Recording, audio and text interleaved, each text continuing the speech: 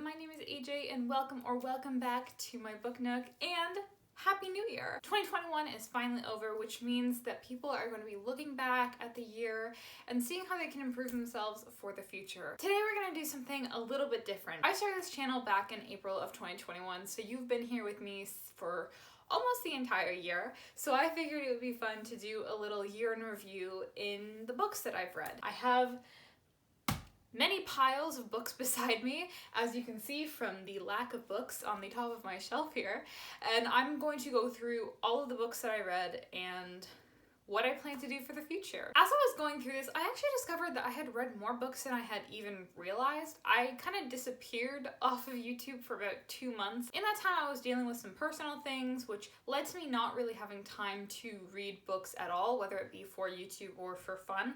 So I wasn't expecting to have read as many as I did, and I was honestly very surprised. In total, I read 30 books, but I actually read a few twice, so I actually only read 27 different books. Most of them you will already remember if you've been here for long enough, since I will have talked about them on the channel or I posted about them on my Instagram. By the way, if you don't follow me on Instagram, you totally should. I don't post as much as I should, but I'm gonna try to get better at it this year.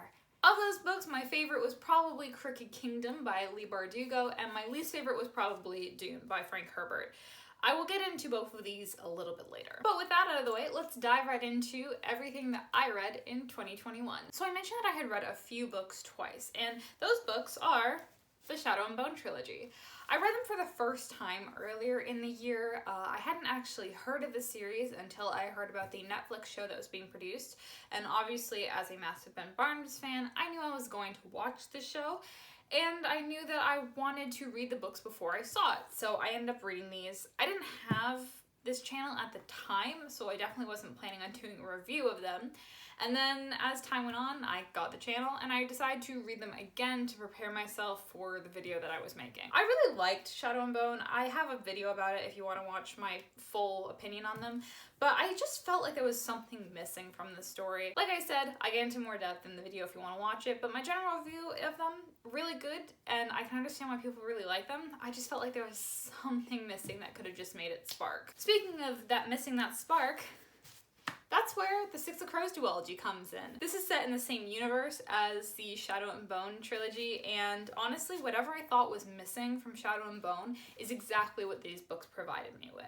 I haven't actually done a review on these. I plan on doing one later this year before the second season of the show comes out, and honestly, these books are just so good. The characters are amazing. The representation in the characters is absolutely phenomenal. I love that you get to kind of switch between their perspectives and see inside every single one of them. And obviously, I've posted about this on Instagram. Dunyasha from Crooked Kingdom is honestly my idea of such a perfect addition to the story, and we get to see her for so little time. Another big trilogy that I read this year was The Knife of Never Letting Go and the Chaos Walking trilogy. So I read these books a while ago. They quickly became my favorite, and I reread them this year and I made a video reviewing them for all of you. I had hoped to watch the movie after reading them, but unfortunately I never really got around to that because it was never really available where I lived. So if it does end up coming up, maybe you'll get a review of the movie this year? Who knows? Definitely not me. The next book is seemingly one of your favorites, if the YouTube analytics have anything to say about it, and that is Loki: Where Mischief Lies. So again, I read this book before. This was my second time rereading it, and I really love this book.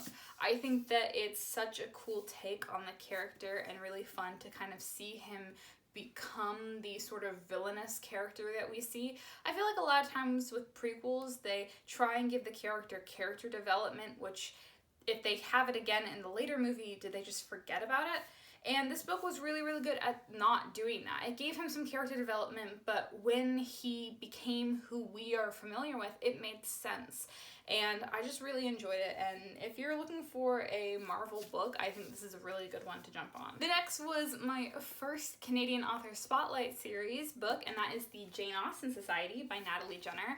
I really like this book. Obviously, I'm a big Jane Austen fan, if my shelf has anything to say about it, and I just really enjoyed it. I thought the characters were really fun. I thought that it also sort of encapsulated the magic of a Jane Austen novel within it itself. And I just really enjoyed it. It's a really nice romance. The characters are really well written. And I sort of have a bit of a connection to it now because it was my first ever Canadian Author Spotlight book, and I know I've missed out on doing those a couple times the past couple months, but I promise it's coming back. I have some planned. This is one that I didn't cover on YouTube, but I did post about on Instagram, and that is The Lost Apothecary.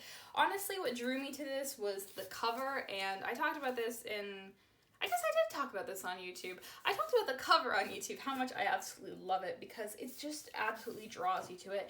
And the book is so great. It definitely feels like a 2000s rom-com, which is odd because there's really no romance in it at all. But it just felt really, really fun. The split between the two different storylines and the person discovering the history. It's just a really great read. Now we get into one of the most frustrating series to read, and it has nothing to do with the books, and it has everything to do with the circumstances, and that is The Time Quintet by Madeleine L'Engle. I read this as a readathon, and my gosh, that was a long day. I really like the first one, A Wrinkle in Time. I think that that's the one that most everyone is familiar with, and I think that if I had read it when I was younger, I would have really, really loved the characters. I really would have loved the story. The rest of the books kind of get more and more weird as the story goes on. If you want my better review of it, I have a review on the channel as well as my readathon where I give you some basic reviews of each book as well. I'm surrounded by books.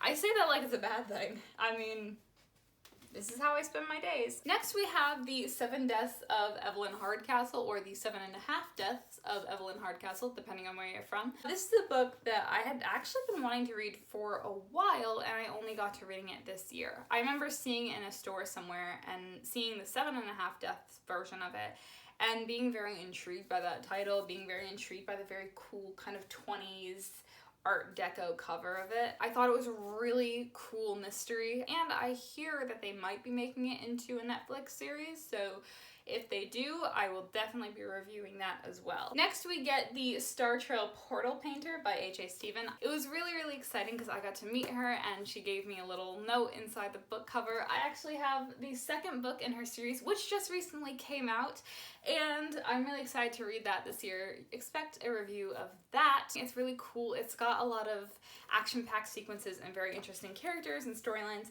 and I think you should definitely give it a read if you're looking for some lesser-known Canadian authors or just some exciting fantasy stories as well. Is there any sort of organization to these piles, or am I just putting them wherever? I think I'm just putting them wherever. The next book is The Midnight Library by Matt Haig. This is a book that somehow is both overhyped and underhyped. I feel like a lot of people get very, very excited about this book and seem to treat it like it's the most amazing thing they've ever read. And then you also see a lot of people online getting upset for them with that and saying it's like, oh, it's not that good, it's sort of predictable. And yes, once you hear the main storyline of it, it is really easy to predict how it's going to end and what the lesson's going to be, but I don't think that that means that it's not a good book. I don't think every book needs to necessarily be groundbreaking, and for me, I felt that I could relate to the character in this book, and I felt like it was a good message for me, especially as someone who's constantly wondering, am I on the right path in life? If I had pursued a different path, where would I be? If that's something that you think about sometimes, I think this is a good book to read, even if it is sort of predictable and it is sort of a common message that you get from it. It's still a good read, and I really enjoyed it. The next book is Whyla Falls by George Eliot Clarke. This is the only poetry collection that I read this year, mostly because I'm not really the biggest fan of poetry. I like poetry, obviously, but it's never been something that I was super passionate about. But I really, really like Whyla Falls. I think it's a really cool and unique concept of all these poems work together to tell a story, and there's pictures, and there's drawings, and there's maps, and it makes it seem like the people in these stories are real people, and it makes it seem like it's a collection of their journals and their letters, and it's just so cool, and I absolutely fell in love with it the first time I read it. If you're not someone who's a fan of poetry, I think this is a good place to start. The next is another trilogy, and that is The Hunger Games. So I read The Hunger Games this year, and it's been a very long time since I've read them, probably since 2012 when the movies were coming out, I really enjoyed them. I don't think I really fully appreciated them when I first read them. Obviously, I was not really old enough to understand a lot of the concepts in them, but the books are really complex and they're very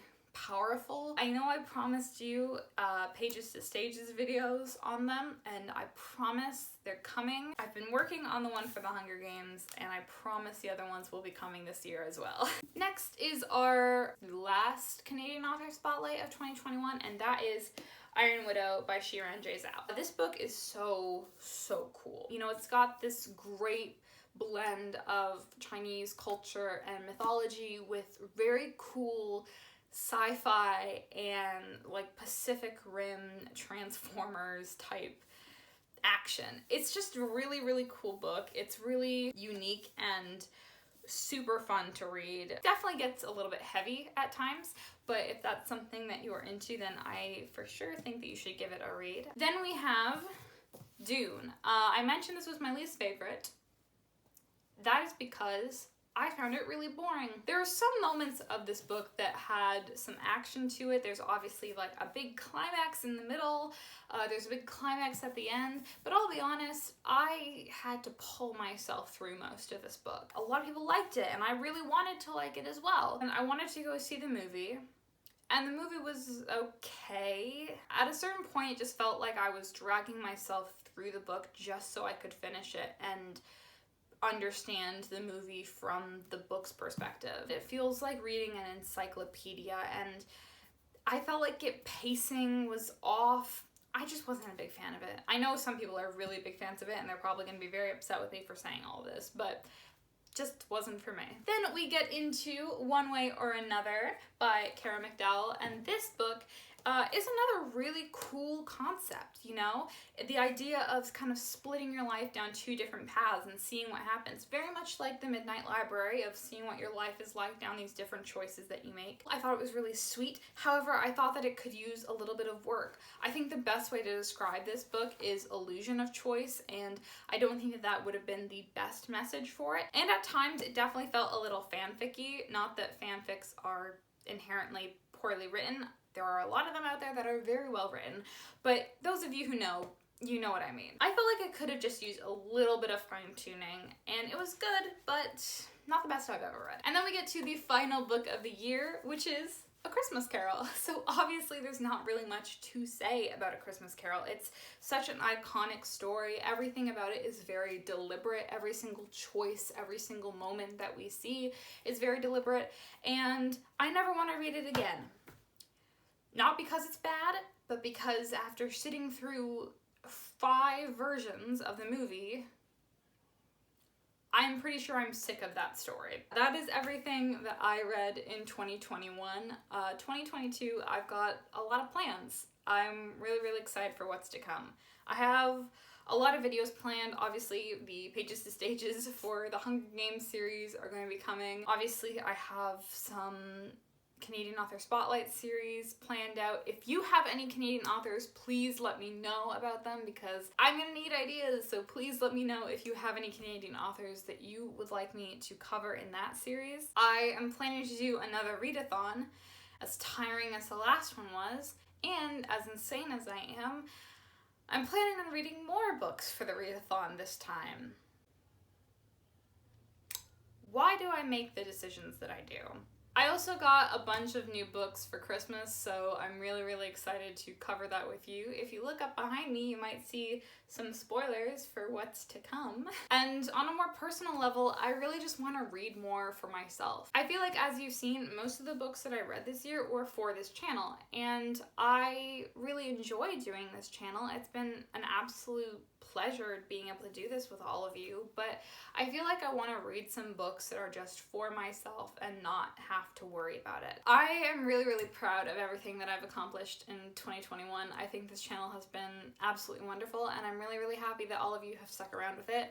Whether you've been here from the beginning, back in April, whether this was your first month, or if this was your first video, I'm really, really glad that you're here, and thank you so much for sticking around. And hey, if this is your first video, then you should subscribe and stick around. I'd love to have you here. We have a lot of fun. That is it for me today. I hope you enjoyed this video. If you did, feel free to give it a thumbs up, and let me know in the comments below, do you have any reading or writing related resolutions for this year?